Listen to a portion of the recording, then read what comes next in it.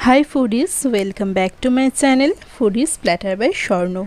आज आमार रेसिपि ग्राम बांगलार एकटी अत्यंत जनप्रिय रान्ना चिंगड़ी दिए कचु शाकेर घंट।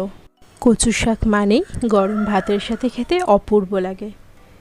ताहले शुरू करा जाक आजकेर रेसिपि।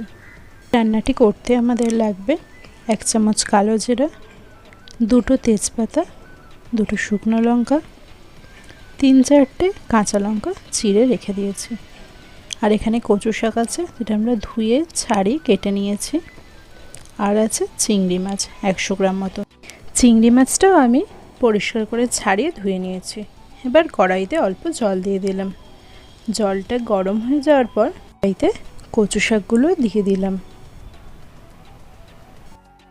এখন কচু শাকটিকে সেদ্ধ করে নিতে হবে। তার জন্য সামান্য লবণ দিয়ে এটিকে ঢাকা দিয়ে সেদ্ধ হতে দিতে হবে মিনিমাম 15 থেকে 20 মিনিট মতন। এই সময় গ্যাসের ফ্লেম থাকবে লোতে। যতক্ষণ কচু শাক সেদ্ধ হচ্ছে সেই সময় আমি চিংড়ি মাছগুলোকে ম্যারিনেট করে নেব সামান্য নুন, হলুদ এবং কাশ্মীরি লঙ্কার গুঁড়ো দিয়ে। এখন মশলাগুলো ভালো করে চিংড়ি মাছের সাথে মাখিয়ে নিয়ে আমি এটা কিছু সময়ের জন্য ঢাকা দিয়ে রেখে দেবো।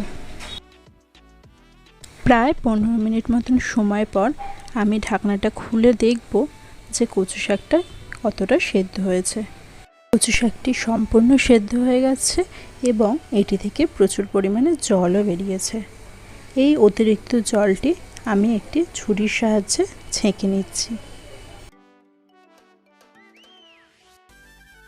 এখন কড়াইতে সামান্য তেল গরম হতে দেব। তেলটা যতক্ষণ গরম হচ্ছে ততক্ষণ আমি কচু শাক থেকে যে অতিরিক্ত জল আছে সেটা চিপে দিয়ে বের করে দেব। তেলটা গরম হয়ে গেছে। এবার আমি কালো জিরে, শুকনো লঙ্কা ও তেজপাতা 3টে একসাথে কড়াইতে ফোড়ন দিয়ে দিলাম।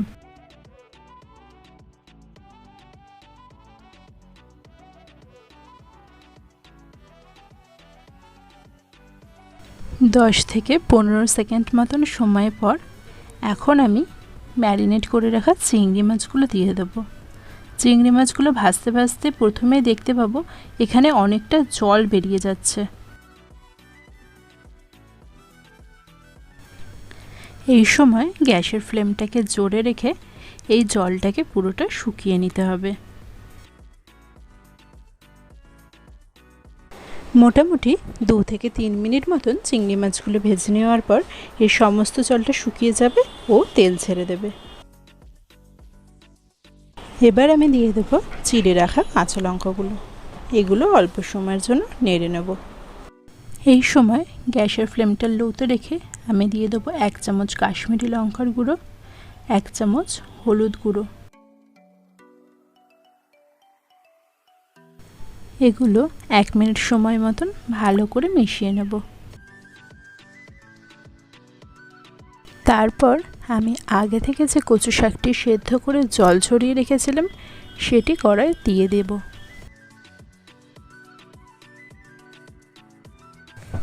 এই সময় পুরো মশলাটার সাথে কচু শাকটি ভালো করে মিশিয়ে নিতে হবে 5 মিনিট মতন সময় ধরে এবং গ্যাসের ফ্লেম থাকবে মিডিয়াম।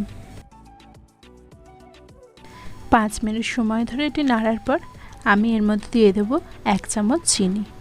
আপনারা চাইলে চিনিটা স্কিপও করতে পারেন, কিন্তু চিনির জন্য কচু শাকের স্বাদটা একদম অন্যরকম হয়ে যায়। চিনিটা দেওয়ার পর এটা আমি এখনও 3-4 মিনিট মতো নেড়ে নেব। 3-4 মিনিট নেড়ে নেওয়ার পর দেখব এখান থেকে তেল আলাদা হয়ে গেছে। আমাদের রান্নাটা সম্পূর্ণ। আমার এই রেসিপিটি কেমন লাগলো কমেন্টে জানাবেন এবং ভিডিওটি যদি ভালো লেগে থাকে তাহলে লাইক করে আমার চ্যানেলটি সাবস্ক্রাইব করবেন ও বেল আইকনে ক্লিক করে দেবেন আমার ভিডিও নোটিফিকেশন সবার প্রথমে পাওয়ার জন্য। Thanks for watching.